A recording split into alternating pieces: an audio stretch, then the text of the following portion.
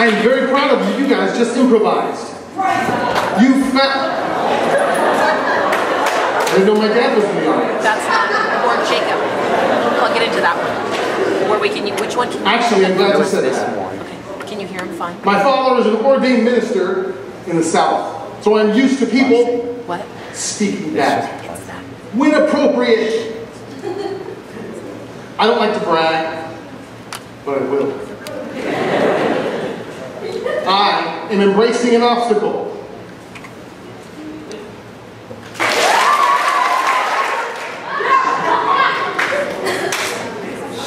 I'm an improviser. That means I get on stage and I act without a script. And usually I have partners with me. The obstacle right now is I have no one on stage with me. Which I'm fine with because there are kind eyes out there right now. Wonderful eyes. Has anyone heard of improv? Go ahead and raise your hand. Fantastic. Who's actually seen an improv show? Great. In improv, it's extremely important that I trust my fellow improviser.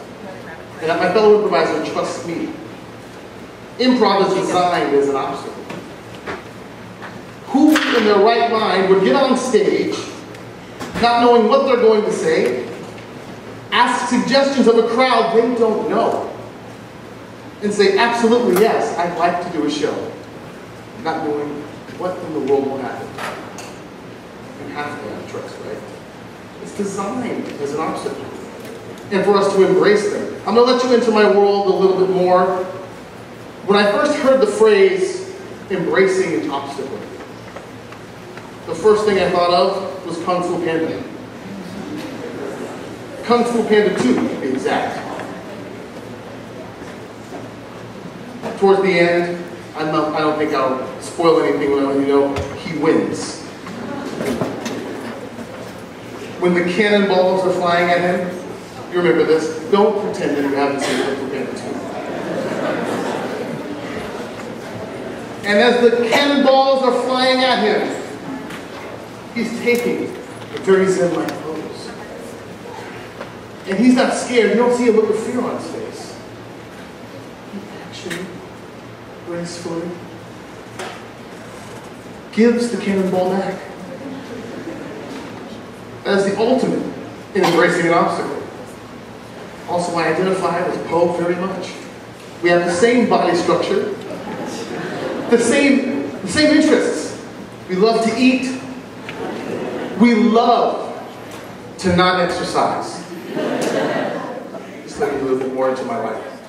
In improv, we love obstacles.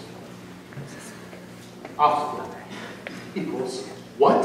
Opportunity. Ooh, see, you guys are good at improvising. I didn't even ask you to do that. That wasn't even in the script. Obstacles equal opportunity. Obstacles are different in everyone's life. We like to judge our obstacles sometimes, don't we?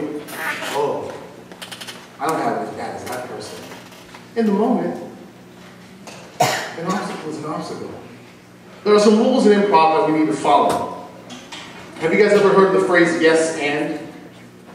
Yes. Well then why don't you say it? Yes. That side very much. No. Say yes and with me. Yes and. Say it even louder like you mean it. Yes and. Great. That means we accept whatever comes our way. That means no matter what, on stage, if my partner gives me an offer, gives me a character to act out, I don't say, I say, yes. Good. The first rule I'd like you to follow in life and in improv. Be generous. You can read it. Yes, go ahead. Good. On stage, when I'm creating something from nothing, I just made a mistake right there. I said when I create something. When we create something together on stage from nothing, I need to be generous. To be generous, to be nice, to be free of being mean or or small-minded. I want you to come on stage with me and say yes, and smile, by the way. You want to be there. Be generous. I'm going to give you an example of being generous. I work in the youth work industry. I was a camp director, and someone in middle school, I hadn't gone swimming with them in a long time. It was one of our activities for summer camp, was going swimming. And of course, you can see why I probably wouldn't be excited about going swimming. Let me just put on this pair of trunks and run around. Sounds fun. Look at me, everyone. Wasn't very high on myself. One of the kids says, Mark, why don't you go swimming with us tomorrow? I said, I'm directing. I'm in charge. So I want to make sure you're safe. Another kid says, Mark, go swimming with us. It's super fun. I said, I know it's fun, but I want to go swimming alone. Someone says, why don't you go swimming with us, Mark? I said, all right, because I don't feel good about myself. I have a great body. They don't feature this kind of body in GQ magazine. I don't want to put on trunks and go swimming with you because I'm self-conscious. And this child, this middle school child, and by the way, I know how many adults are scared of middle school students. A lot. I said, Mark, we want you to go swimming because it's fun. We like you and we want to go swimming with you. You're a great guy. Who cares what people think? But before I could say, I do, I actually felt good about myself because this child didn't see this. Didn't see this or that. They looked right at me and saw right here. And I went swimming the next day, right? I walked to the edge of the pool, and the kids see Mark is swimming with us. And they started going, Mark, Mark, Mark, Mark, Mark, Mark, Mark, Mark. And then everyone was looking at me. But I didn't care because I saw the eyes of that young lady who said, we want to go swim with you. She made eye contact with me and saw here. I just wrote this. Improv. I want you to do me a favor. I want you to look at your neighbor. Great. Good job. Now what I want you to do, I am going to have you guys make eye contact with your neighbor. You see what happened there? I said, look at your neighbor. Do it like this. I said, make eye contact with your neighbor. Some of you went like this.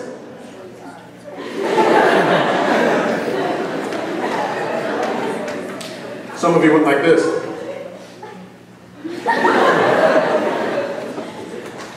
Now I want you to make eye contact with them again. I do that because there's something very important in improv that we do before a show. We make eye contact with people. And it's not to make them uncomfortable. I don't want you going to Black Bear Diner, sitting down at your table alone and looking across the room. I didn't say leer at them, right? Just a kind eye.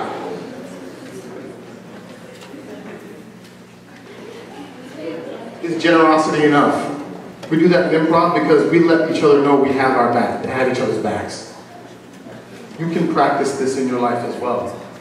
That is a piece of information, a tool that you can use to exercise your social skills, to be prepared to embrace obstacles and realize it's not overcoming them, which is important in life too. We say embrace because in improv we use them, we welcome them. The obstacles are gifts. And in life, if you embrace them, like that child embraced me with their eye contact, you don't go, ha! Obstacle, see you later. Embracing an obstacle means, ha! I'll be here if you need me, obstacle.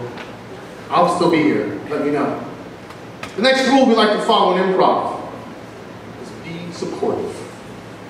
Sounds easy. Sounds really good. Seems really important when you put it in a PowerPoint presentation, doesn't it? Be supportive. What does it really mean? In improv, it means that yes and. It means we think your idea is important. We think you are important. We're going to play a little game if you don't mind. And it's going to take some of you guys yelling out your answers so we can build the best room ever. We're going to build the best room ever right now. And here's what we need. Where is this room that we are going to create on stage right now? You're thinking very wide a country. Let's localize it even more. A specific place that a room has a room. Kitchen. I heard kitchen. We are going to build the best kitchen ever. I love how excited you are about that. In the best kitchen in the world, use your imagination. Think about something you would put in there. Don't say it. Don't say it yet. Use your imagination. It's not just a Cuisinart. It's a Cuisinart that creates whatever. What's the first thing that we're going to put in this room that we're going to build together? I heard chicken. Going on my personal thing with liking food. Chicken.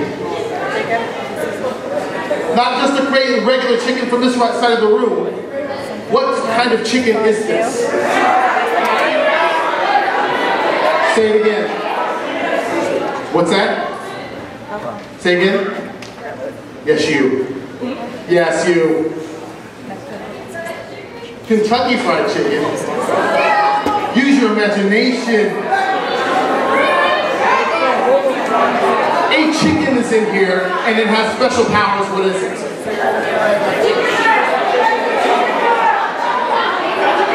What was that? Say it again. It's Chicken Man? Great. We have Chicken Man. Who can create chicken? Any type of chicken. He is right here. Who is right here?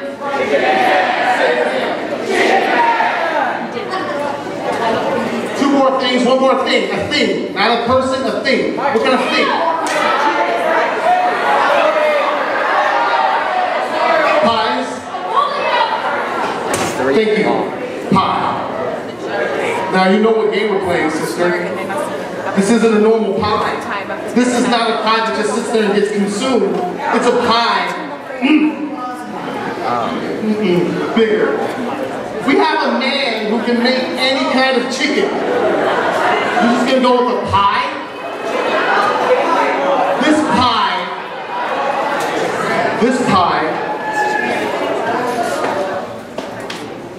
This is the golden pie. This pie, not only can it fly and hover, it's in a hover pan, which also goes with my theme of not exercising. It's not a good thing to not exercise. Things cool exercise kids. It's a hover pan. As soon as you cut into the pie, another pie comes up. At least another piece comes up. We have a super hover pie. What's right here? Say it together. What's right here? What's right here? Getting hungry. The last thing that's going to be put right here is right here in this area.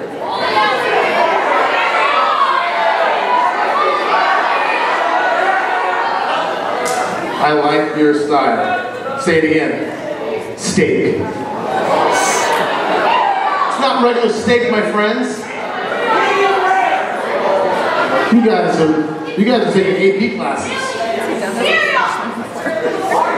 It's a steak that actually has vitamins, minerals, and is actually good for you. It's steak that's good for you. Superfood steak. What's right here? Say What's right here? Do you see what you just did? You supported my offers and each other's offers. That's what you do that.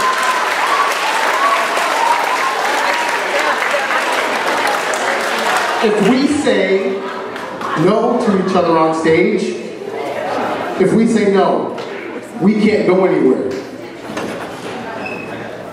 Now, I'm not saying that every time or every single time someone comes up to you and says, do you want to do this thing? We want you to use your brain, right? But if we're creating something together, we need to be supportive on stage, at school, at home. What's the first thing you need to do? Second thing is?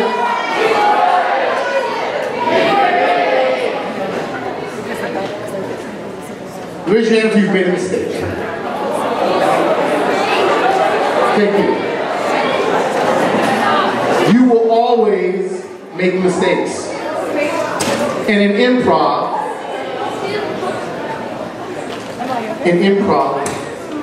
it's designed for mistakes. And it's also designed for my fellow improviser to come up behind me, no matter what I'm saying, and make sense of what I'm saying. It is my job when I am on stage with my fellow improviser to make them look good. Not judge them for what they just said, but applaud them for what they just said, no matter what they said. My fellow improviser is always going to make a mistake. I am always going to make a mistake. My job is to be forgiving. Yes?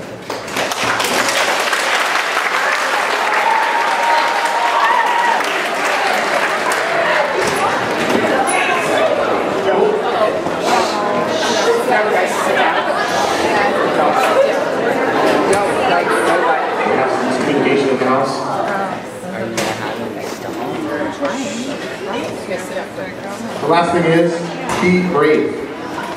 And I don't mean you have to climb the top of Mount Everest. If you want to, great, fantastic. I'll be down below waiting to embrace you. What I mean is, own your decisions. Be excited about your decisions. Make decisions. Okay? If you're able to be brave, be forgiving, be supportive, be generous, not only are you going to be an excellent improviser, but you are going to become a person that can be ready to embrace obstacles. Help your friends embrace them, family, and yourself. Thank you guys very much.